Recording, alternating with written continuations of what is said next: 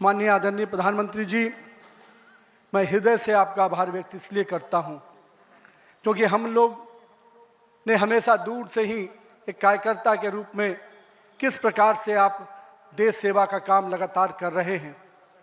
हमने हमेशा देखा कि जब पहली बार मैं गुजरात के आनंद में आपके साथ एक कार्यक्रम में शिरकत किया था, मुझे याद है मैं उस समय राष्ट्रीय महामंत्री था और मैंने कहा जब आपको उस समय सद्भावना मिशन के कार्यक्रम में एक एक व्यक्ति को सुनते देखा और जब कार्यक्रम की समाप्ति के बाद आपने अपना ग्रीन रूम में हम लोग से जब बातचीत किया तो किस भाव से वो इतने बड़ी संख्या में गुजरात के लोग आते हैं क्यों हैं, आपने हम वहाँ पर बैठे हुए लोगों को समझाया कि ये व्यक्ति, ये जो इतने लोग आते हैं, ये केवल हमसे गुजरात की जो भावना जुड़ी है, जो विकास की भावना गुजरात को हमने अपने साथ जोड़ा है, इसके कारण इतने लोग आते हैं।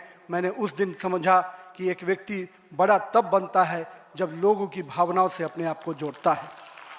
मैं इसके लिए आज आपका इसलिए भी अभिनंदन करता हूं क्योंकि आपके कार्यकाल में मैंने देखा कि जो भाजपा की सोच रही है सर्वव्यापी और सर्वस्पर्शी, आपने उस सोच के साथ काम किया। आपने जो मूल मंत्र दिया, सबका साथ, सबका विकास, सबका विश्वास, सबका प्रयास, आज देश का हर पूरा जनमानस उसके साथ अपने आप को जोड़कर देख रहा है। मैं आज इस अवसर पर पुनः पूरे आदर और सम्मान के साथ अपने निवर्तमान अध्यक्ष जेपी नड्डा जी का अभिनंदन करता हूं, इसलिए कि पिछले कार्यकाल में मैंने देखा कि किस प्रकार से संगठन को आपने भूतपूर्व रूप से विस्तार खुद करते हुए किया। साथ ही साथ कार्यकर्ता आधारित कैसे राजनीति हो, इसको आपने बढ़ाया। और अभी बहुत बड़ी बात हम लोगों सब लोगों ने देखा, जिस कोरोना कालखंड में एक एक व्यक्ति अपने घर के अंदर महफूज हो रहा था, उस समय आह्वान किया कि आप जाइए, आगे बढ़िए और सेवा के भाव से इस देश में कोरोना कालखंड में लोगों की सेवा कीजिए। पूरा संगठन आपके साथ खड़ा रहा। माननीय प्रधानमंत्री जी का जो निर्देश था उसको आपने जिस तरीके से लागू किया वो हम सब कार्यकर्ताओं के लिए अनुकरणीय हुआ। और मैं इसलिए उस समय को याद करता हूं कि जब विपक्ष के लोग घर में दुबके थे और भाजपा कार्यकर्ता हर काल कोरोना के पीड़ितों की सेवा में लगा था, वो कहीं ना कहीं माननीय प्रधानमंत्री जी का यशस्वी नेतृत्व था, आपका मार्गदर्शन था, तभी हम उस कालखंड से, उस आपदा से निकलकर बाहर आ पाए। मैं आज इस अवसर पर पार्टी के अपने पूर्व के सभी राष्ट्रीय अध्यक्ष को स्मरण भी करता हूं और हमारे कई राष्ट्रीय अध्यक्ष जो यहाँ पर बैठे हैं, मैं उनका भी अभिवादन करता हूं। मैं देखा हूं 2006 में मैं पहली बार जब विधायक बना, उस कालखंड से लेकर किस प्रकार माननीय हमारे पूर्व के राष्ट्रीय अध्यक्ष राजनाथ सिंह जी ने पार्टी के कामों को हमेशा हर कार्यकर्ता से जुड़ने का प्रयास किया। मैंने जब नितिन गडकरी जी को देखा तो मैंने देखा कि किस प्रकार से संगठन के हर मोर्चा और सेल को उन्होंने गढ़ने का काम किया। और मैंने जब गृह मंत्री जी को राष्ट्रीय अध्यक्ष के रूप में देखा तो बूथ तक के कार्यकर्ताओं की चिंता करते हुए मैंने उनको देखा। मैंने उनको इस रूप में देखा कि किस प्रकार से आज पार्टी का जिस स्थान पे हम लोग आज खड़े हैं, कार्यालय कार्यकर्ता के लिए मैं कह सकता हूं तीर्थ स्थान होता है, और जहां से कार्यकर्ता अपनी ताकत पाता है, उस कार्यालय को भी आपने किस प्रकार से पूरे देश में एक निर्माण करने की योजना बनाई। और आज हर बूथ का कार्यकर्ता अपने आप को उस तीर्थ पर जाकर अपने आप को धन्य महसूस करता है। मैं आज अपने पूर्व के सभी राष्ट्रीय अध्यक्षों को इस अवसर पे बहुत बहुत अभिनंदन करता हूं और साथ ही साथ उन सब को स्मरण करते हुए उनका आभार व्यक्त करता हूं कि उन्होंने पार्टी को इस मुकाम तक पहुंचाने में बहुत बड़ा योगदान दिया है। मैं आज नमन करता हूं उन लाखों कार्यकर्ताओं को जिन्होंने पार्टी का संगठन, राष्ट्रवाद के विचार और भारत माता की मान बढ़ाने के लिए अपना जीवन न्यौछावर किया। आज उनकी तपस्या और त्याग ही है का परिणाम है कि आज पार्टी इस ऊंचाई तक पहुंच पाई है। मैं उस भूमि से आता हूं जहां महात्मा बुद्ध, महावीर, चाणक्य, सम्राट अशोक, आर्यभट्ट, गुरु गोविंद सिंह, जेपी, राजेंद्र बाबू और जननायक कर्पूरी ठाकुर की वो भूमि को भी मैं नमन करता हूं, उस पाटलिपुत्रा की भूमि को भी नमन करता हूं। साथ ही साथ इस अवसर पे मैं अपने माता और पिता को भी निश्चित रूप से स्मरण करते हुए उनको नमन करता हूं, क्योंकि कहीं ना कहीं आज मेरे व्यक्तित्व में किसी एक शख्सियत का मैं मानता हूं तो निश्चित रूप से मेरे माता पिता का संस्कार, पार्टी का विचार और कहीं ना कहीं मेरे बड़ों का मार्गदर्शन मुझे यहाँ तक पहुँचाया है और मेरे कार्यकर्ताओं का स्नेह मुझे यहाँ पर पहुँचाया है। आज के दिन मैं अपने क्षेत्र की जनता को भी प्रणाम करता हूँ, जिसने मुझे एक विधायक के रूप में चुना जरूर, पर संगठन ने मुझे जिस प्रकार से गढ़ने का काम किया, आज मैं इसी कारण से उस जनता के आशीर्वाद और पार्टी के मार्गदर्शन के कारण यहाँ तक पहुँच पाया हूँ। आज का क्षण मेरे लिए संकल्प का क्षण है। आज सिर्फ एक पद को धारण नहीं कर रहा हूँ, मैं पार्टी के इस विचार को, परंपराओं को, एक राष्ट्रवादी आंदोलन की जिम्मेदारी को स्वीकार कर रहा हूँ। और मैं इस अवसर पर साथ अपने सभी वरिष्ठ कार्यकर्ताओं को भी प्रणाम करता हूँ। साथियों, हम लोगों ने देखा है श्यामा प्रसाद मुखर्जी जी का प्रखर राष्ट्रवाद किस प्रकार से हमारे हर कार्यकर्ताओं के मन में बसा हुआ है।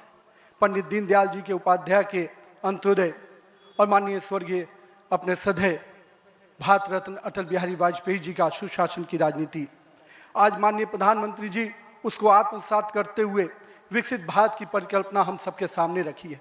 और आज 140 करोड़ भारतवासी अपने आप को इस विकसित भारत के सपने के साथ जोड़कर देश को आगे बढ़ाने में लगा है। मैं इसके लिए तहे दिल से माननीय प्रधानमंत्री जी का आभार व्यक्त करता हूँ।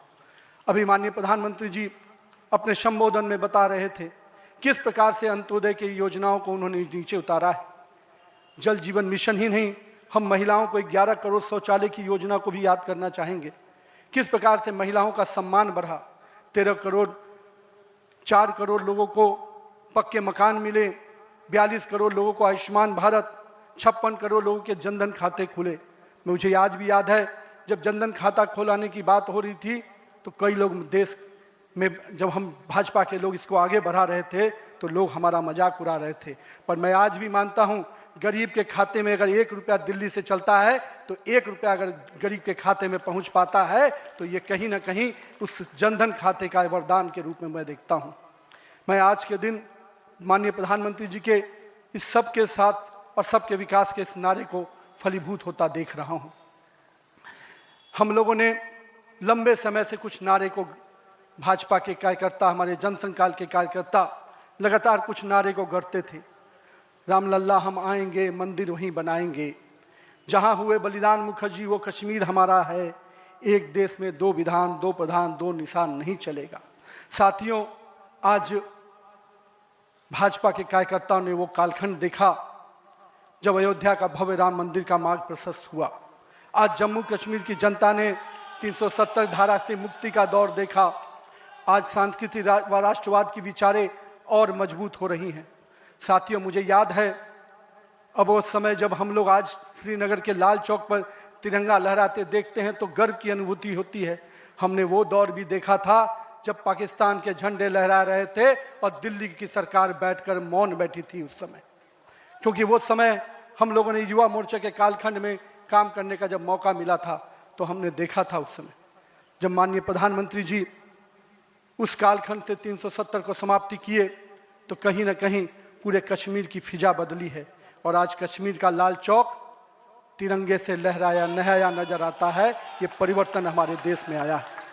साथियों, हम भारतीय जनता पार्टी के उस समान राजनीतिक दल नहीं जिसके लिए हम काम करते हैं, हम उस विचार के साथ काम करते हैं जिस विचार से हम राजनीतिक अभिव्यक्ति के साथ साथ उस नारे के साथ काम करते हैं जहां राष्ट्र प्रथम के नारे, नेशन फर्स्ट, पार्टी नेक्स्ट और सेल्फ लास्ट, माननीय प्रधानमंत्री जी ने इस नारे के साथ हम लोग को जोड़ा है, हमारे नेतृत्वकर्ता ने हमें जोड़ा है और हम सब के लिए ये प्राथमिकता होनी चाहिए कि हम राष्ट्र के आगे रखकर ही अपने कामों को आगे बढ़ाएं। साथियों, हम अपने नेतृत्वकर्ता के संघर्ष और बलिदान से सीखने की आवश्यकता है। ये हम वैसे राजनीतिक दल के लोग हैं जहां राजनीतिक सत्ता नहीं साधना है, राजनीतिक भोग नहीं त्याग है, राजनीतिक ऐशो आराम नहीं तपस्या है, राजनीतिक कोई पदभार नहीं उत्तरदायित्व है। तो आइए हम सब कार्यकर्ता इस संकल्प के साथ अपने नेतृत्वकर्ता के इस परिश्रम और पुरुषार्थ के साथ अपने आप को जोड़े। मेरे प्रिय कार्यकर्ता साथियों, यदि भाजपा आज विश्व की सबसे बड़ी राजनीतिक दल बनी है तो इसका मुख्य कारण हमारा प्रेरणादायी नेतृत्व है, हमारा विचारधारा है और हमारे लाखों कार्यकर्ताओं का मेहनत है। वो कार्यकर्ता जो बिना फोकस में आए, अनवरत काम करता है। वो कार्यकर्ता जो कठिन से कठिन परिस्थिति में भी भारत का ध्वज झुकने नहीं देता है। वो कार्यकर्ता जो सीना ठोक के कहता है, तेरा वैभव अमर रहे माँ, हम दिन चार रहे न रहे। आइए इस भारत की कल्पना को जो माननीय प्रधानमंत्री नरेंद्र मोदी के नेतृत्व में लगातार हम आगे बढ़ रहे हैं, आज हम भी उस परिकल्पना के साथ अपने आप को जोड़ें। हमारे नेताओं कार्यकर्ताओं का परिश्रम ही है जो आज हम यहाँ तक पहुँचे हैं। लेकिन वर्तमान पीढ़ी को भी अपने हिस्से का त्याग, तपस्या और पुरुषार्थ करना होगा, क्योंकि विकसित भारत के संकल्प को सिद्धि तक पहुँचाना है। एक ऐसा भारत जहाँ समृद्धि भी हो, सशक्त भी हो, समरस भी हो, आत्मनिर्भर भी हो, तो हमारे कालखंड के कार्यकर्ताओं को भी अपने हिस्से का पुरुषार्थ, त्याग और तपस्या करना पड़ेगा। साथियों, हमारे प्रधानमंत्री जी ने हमेशा अलग अलग समूहों की बात की। अमृतकाल के लिए 4 समूहों की जो बात की, उसमें युवा, महिला, किसान और गरीब है। हमें अब इन नई पहचानों के साथ आगे बढ़ना है, तभी हम आधुनिक, प्रगतिशील और विकसित भारत की कल्पना को साकार कर पाएंगे।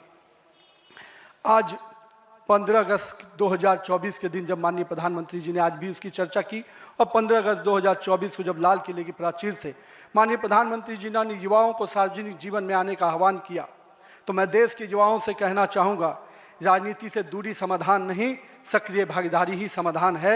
आइए एक सकारात्मक राजनीति के लिए युवाओं को आगे आने की आवश्यकता है।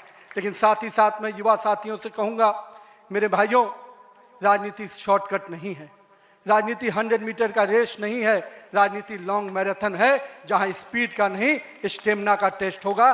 तो आइए राजनीति के इस पिच पर हम अपनी जड़ों को मजबूत कर कर काम करें।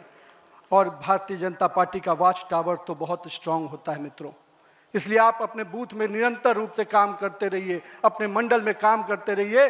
भाजपा का वॉच टावर, भाजपा का केंद्रीय नेतृत्व इतना मजबूती तरीके से हर पारी से नजर रखता है, कहीं ना कहीं आपको भी उस मुकाम तक पहुंचाएगा।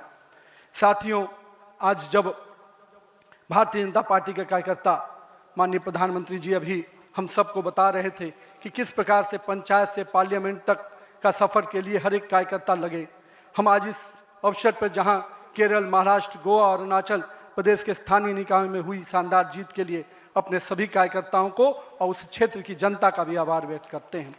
लेकिन मित्रों, अगर पंचायत से पार्लियामेंट का सफर तय करना है और लगातार हर जगह पर भारतीय जनता पार्टी का परचम लहराना है, तो हमको अपने समय के लिए पूरा मेहनत और परिश्रम की पराकाष्ठा करनी होगी। क्योंकि अगर 2047 का विकसित भारत बनाना है, तो हमको भी अपने पूरे मेहनत और परिश्रम के साथ उसमें जुड़ना होगा। साथियों, हाल में हमने देखा किस प्रकार से तमिलनाडु के एक पहाड़ी के पवित्र कार्तिकेय दीपम को रोकने का प्रयास विपक्षी दलों के द्वारा किया गया। यह नहीं है कि इसे रोकने के लिए विपक्ष के लोगों ने साजिश नहीं की। हमें याद है, हम लोग अभी हाल में देख रहे थे किस प्रकार से न्यायाधीश के विरुद्ध भी महाभियोग लाने का प्रयास किया गया।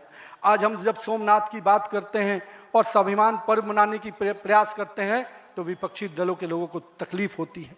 हमारा मानना है कि इस तरह की परंपराओं को रोकने वाली ताकतों को परास्त करने की आवश्यकता है। राम सेतु के अस्तित्व को नकारने वाले, कार्तिकेय दीपम का विरोध करने वाली ताकतों को भारत की राजनीति में अब कोई स्थान नहीं मिल सकता, ऐसा हमें प्रयास करना है। साथियों, अगले कुछ महीने में तमिलनाडु, असम, बंगाल, केरल और पुडुचेरी में चुनाव होने जा रहा है और वहाँ की डेमोग्राफी की पूरी चर्चा हो रही है। किस प्रकार से बदले हुए डेमोग्राफी में वहाँ चीज़ें बदल रही हैं और हमारे लिए अपने आप में एक चुनौती है।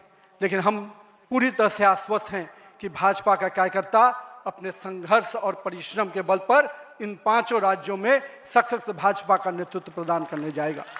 और हम हमेशा विश्वास करते हैं कि हमें अपनी आस्थाओं के केंद्र के लिए और सनातन परंपराओं को केंद्र को बचाने की लड़ाई अगर लड़नी है, तो निश्चित रूप से अपने देश को सुरक्षित रखने की लड़ाई लड़नी है, तो इन 5 राज्यों में हमें एक मजबूत ताकत बन के आना है। आज हमारे राष्ट्र की चेतना का उद्घोष का समय वंदे मातरम का 150वीं वर्षगांठ मना रहे हैं। वंदे मातरम का स्मरण आते ही मन में ऊर्जा और उत्साह बढ़ जाता है। हमें पूरा ध्यान में है कि एक एक व्यक्ति जब वंदे मातरम का जय घोष करता है, तो उसके अंदर से जो ऊर्जा आती है, वही ऊर्जा इस देश को आगे बढ़ाने में काम आती है। तो आइए हम सबको मिलकर 150वीं वर्षगांठ को हर जन जन तक पहुंचाएं, हर युवा तक पहुंचाएं, हर महिला तक पहुंचाएं, क्योंकि वंदे मातरम हमारे अंदर का वो विश्वास है जो इस देश के विकास के साथ जुड़ेगा। सत्ता को सेवा का माध्यम बनाते हुए माननीय प्रधानमंत्री जी ने पिछले 25 वर्षों में जिस प्रकार से सरकार के मुखिया के रूप में गुजरात में और अब देश के प्रधानमंत्री के रूप में भारत के विकास में लगातार आप काम कर रहे हैं, निश्चित रूप से आपका प्रेरणादायी नेतृत्व हम जैसे नए कार्यकर्ताओं के लिए, हम जैसे पार्टी के कार्यकर्ताओं के लिए एक मापदंड है जिसको हम लोग निश्चित रूप से आपसे सीखते हैं। और मैं तो कहूँगा कि जिस सुशासन को मॉडल को आपने पूरे देश और विश्व में स्थापित किया है, अन्य सभी राज्य सरकारों को भी उस मॉडल के साथ काम करना चाहिए।